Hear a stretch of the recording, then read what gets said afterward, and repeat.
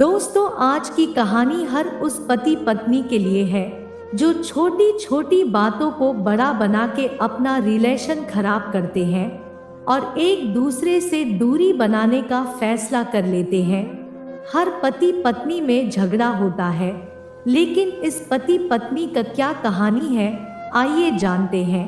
अगर आपने इस कहानी को पूरा सुन लेते हैं तो ना चाहते हुए भी आंखों में आंसू आ जाएंगे और रिश्ते कैसे बचाने हैं समझ जाएंगे। इस बात में कोई शक नहीं कि औरतें हर सिचुएशन को शांति से हैंडल कर लेती है और करना भी चाहिए।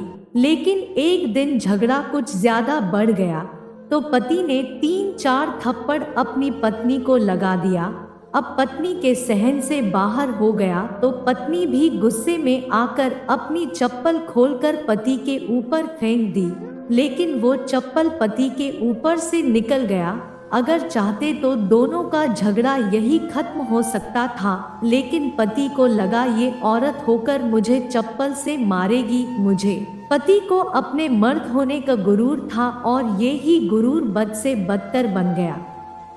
रिश्तेदारों ने भी आग में घी का काम किया। किसी ने कहा जो औरत अपने पति को चप्पल से मार सकती है वो ना ही तो वफादार हो सकती है और ना ही पतिव्रता। ऐसी औरत परिवार ही नहीं पूरे समाज पर कलंक की तरह है। बीवी के पक्ष वाले कहाँ पीछे रहने वाले थे। किसी ने कहा 21वीं सदी में भी जो स्त्री के साथ मारपीट करते हैं उन्हें तो जेल भेज देना चाहिए। तो कोई कहता जरूर उसको कोई और पसंद आ गई होगी इसलिए अब पत्नी से मारपीट करने लगा है। बात इतनी बढ़ गई कि अब ये मामला कोर्ट तक पहुंच गई। दोनों पक्षों ने एक दूसरे के खिलाफ केस फाइल कर दिया। पति ने चरित्रहीन होने का केस दर्ज करवाया तो पत्नी ने दहेज और शारीरिक उत्पीड़न का आरोप लगाया। लगभग 2 से 3 वर्षों तक के लिए केस चलता रहा था। जब तक इन दोनों का केस चला उस दौरान दोनों पति पत्नी अलग अलग रहे थे। इस दौरान दोनों पक्षों के साथ देने वाले की संख्या कम होती चली गई थी। पहले जब दोनों पक्षों में साथ देने के लिए कितने सारे रिश्ते के लोग, आसपास के लोग का समूह होता था, अब गिने चुने लोग रह गए थे। पति और पत्नी दोनों के पास पैसे कम होने के कारण आर्थिक स्थिति भी खराब होने लगी थी। पैसे की जरूरत जब पड़ने लगी तो उन्हीं लोगों के पास गए थे जो झगड़ा खत्म करने के बजाय बात को कोर्ट तक पहुंचा दिया और उसे दोनों मसीहा समझ रहे थे, जिन्हें वो अपना शुभचिंतक समझ रहे थे। पैसों की बात आते ही उन्होंने भी अपना पल्ला झाड़ लिया था।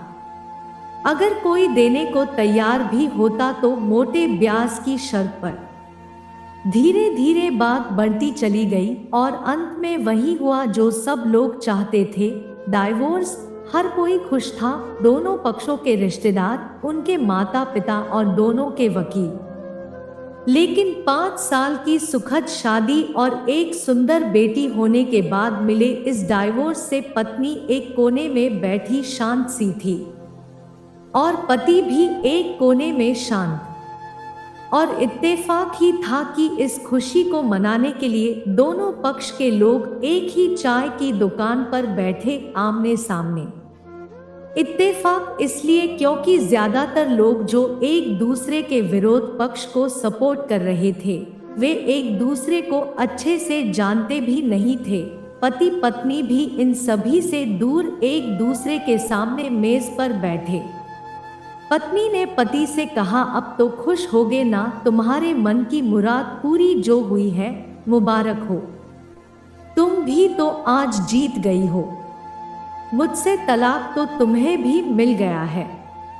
Congratulations to you too. तलाक को तुम जीत का प्रतीक समझते हो। थोड़ी देर शांत रहा, उसके बाद पति ने कहा, मुझे तुम्हें 5 लाख रुपए अभी और हर महीने 8,000 देने का आदेश है। अभी मेरे पास पैसे नहीं है, इसलिए हमारा मतलब मेरा जो सिटी में फ्लैट है उसे तुम्हारे नाम कर देता हूँ, पत्नी बोली। लेकिन उस फ्लैट की कीमत तो 18 लाख की है। हाँ, लेकिन हमारी बेटी तुम्हारे साथ है और आगे जाके उसके खर्चे भी बढ़ेंगे। तुम्हें थोड़ी आसानी होगी, पति ने कहा। नहीं नहीं, मुझे सिर्फ 5 लाख ही देना और तुम हर महीने 8,000 तो देने ही वाले हो, मैं मैनेज कर लूंगी। अगर 5 लाख नहीं है तब भी कोई बात नहीं, पत्नी बोली।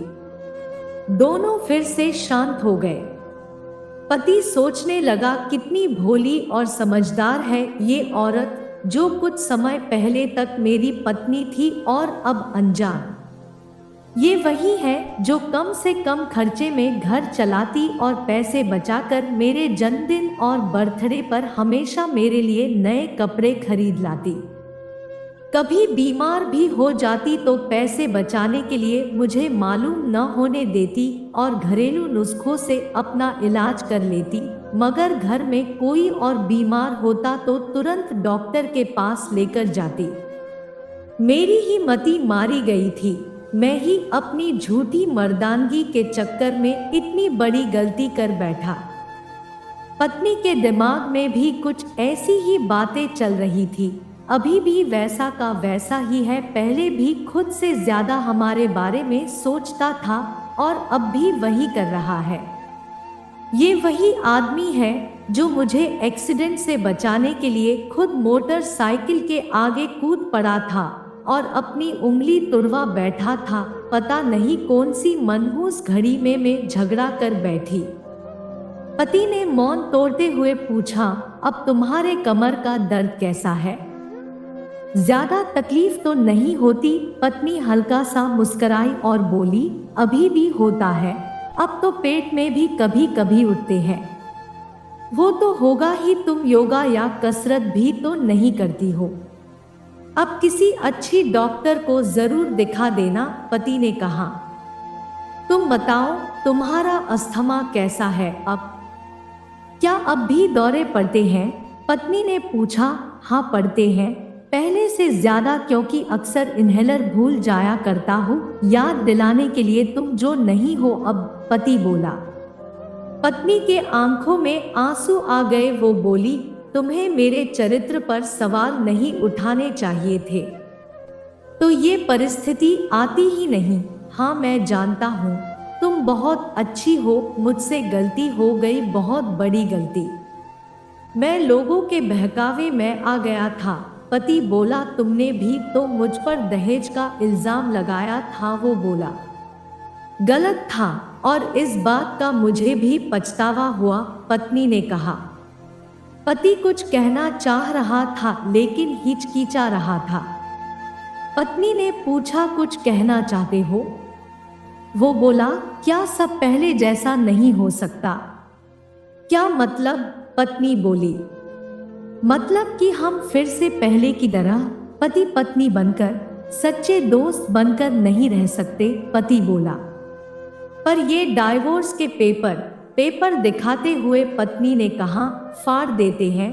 पति ने अपने पास रखे डाइवोर्स के पेपर फाड़ते हुए कहा। पत्नी ने भी अपने पास रखे पेपर फाड़ दिए। सभी हैरान थे, वकील, रिश्तेदार और माँ बाप। पति पत्नी दोनों एक दूसरे के हाथ में हाथ पकड़े अपने घर की तरफ चले गए और रास्ते में एक मंदिर पड़ती थी, वह जाकर दोनों फिर से पति पत्नी की तरह रहने का कसम खाया और कभी किसी के बातों में आकर झगड़ा न करने का प्रण लिया और खुशी खुशी घर आ गए और आज खुशहाल जिंदगी जी रहे हैं। दोस्तों, हर घर में झगड़े होते हैं और अगर वो झगड़े घर से बाहर हो तो कुछ लोग आपको मिलाने के बजाय भुलाने के लिए सपोर्ट करते हैं।